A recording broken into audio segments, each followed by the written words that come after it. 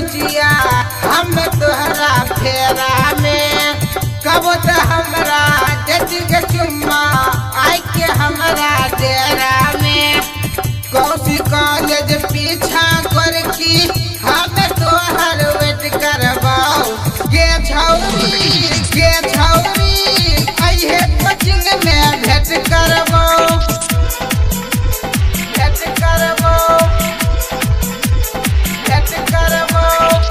Rupesh writer Sonu Manish के रहिए नहीं बात में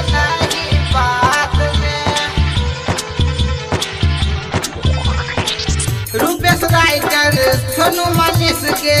रहिए नहीं बात में राजेश प्रेमी से मिल आई है